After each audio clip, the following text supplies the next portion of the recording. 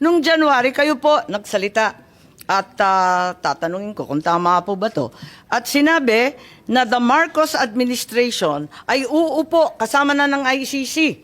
Talagang uupuan na natin to discuss certain areas of cooperation. So, hindi na no cooperation, no blocking, no limited. At tatalakayin ang ibang mga areas kung pwede, kung saan pwede makipagkaisa. Tama ba yun? Hindi ko ho naalala yung statement. January 2025 po, sinabi ninyo, uupo kayo kasama ng ICC para malaman doon sa kanilang investigasyon ukol sa libo-libong pagpapatay ng drug war ni Presidente Duterte. Sabi mo, ayon sa report, na yung cooperation with an international tribunal ay pinapayagan sa ating batas. At yung ICC representatives have been going in and out of the country without any of us raising anything. January 2025 po. So ano ho yung tanong?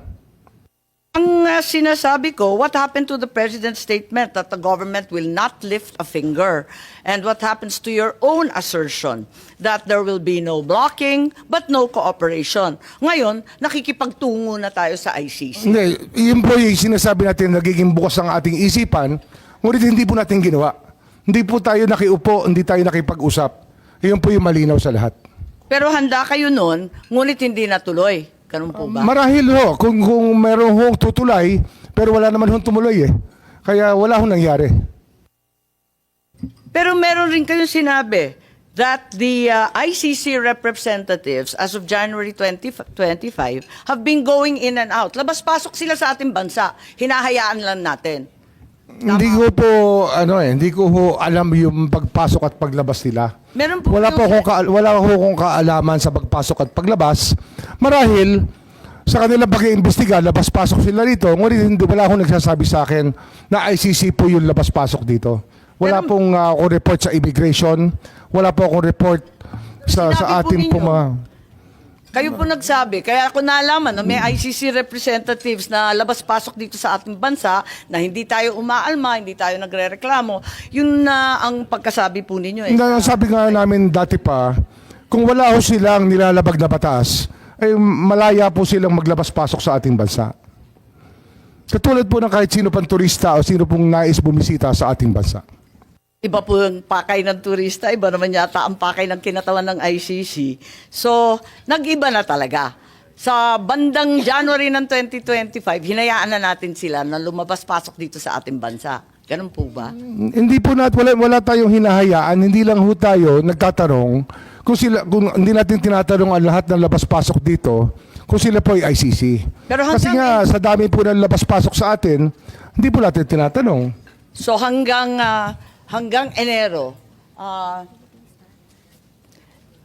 Enero nitong taon, talagang maliwanag na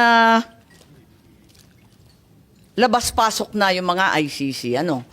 Hindi ko po alam eh. Wala pa akong personal knowledge. I can only speak from personal knowledge. Narito kasi sa Philippine Star at sinabi na I know that as anecdotally from people I know from the human rights community, they've been in contact here. May mga nagkikwento po na may kausap silang ICC. So alam po ninyo. Kasi sabi mo in-identify pa ninyo yung source. Sabi ninyo yung human rights people. Nagko-contact nag-uusap na. Di alam na ninyo na nandito na yung ICC. Ay, hindi ko nalalaman kung nandun sila. Sinasabi lang nila may kausap sila. Hindi ko sinasabi ko saan sila nag-usap at paano. Pero, siyempre marami hong gustong tumulay. Ngunit hindi naman natin, hindi ho nagkaroon ng pagkakataon na makilala talaga namin na ICC o makaharap. Kahit kailan po hindi namin nakaharap ang ICC. Pero alam ninyo na may galaw na sila at nag-iimbestiga na sila. 7 taon na po silang gumagalaw, ma'am. 7 taon na. Hindi naman ngayon lang yan eh. 7 years ago, the ICC was already investigating what happened during the drug war. What happened 7 years ago? Parang nahinto Bakit sinabi natin na hindi na tayo Yun lang po yung aking recollection kung kailan sila nagsimula.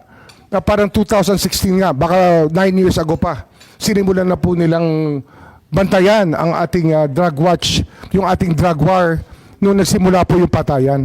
Pero matibay ang ating kalooban, matibay ang paninindigan natin na hindi natin natutulungan at talagang tututulan natin pagkat meron tayong sariling pulis, may sarili tayong mga korte. Ang liwaliwanag nun. Opo. Bago lamang, Meron po tayong panahon na binabantayan nakaraang dito. taon. May panahon po tayong binabantayan dito.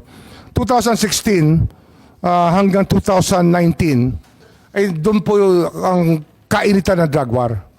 At ito po, ang dami ho lumalapit sa aming opisina, humihingi ng tulong na maimbestigahan yung magpatay kung kani-kanino na lamang. Pero marami ho kaming talagang naging ano eh. Kailan pumunta sa opisina ninyo? Kasi ang binabanggit ninyo, hindi pa Marcos administration, yung 2016 to 2019. Kailan nag-umpisa?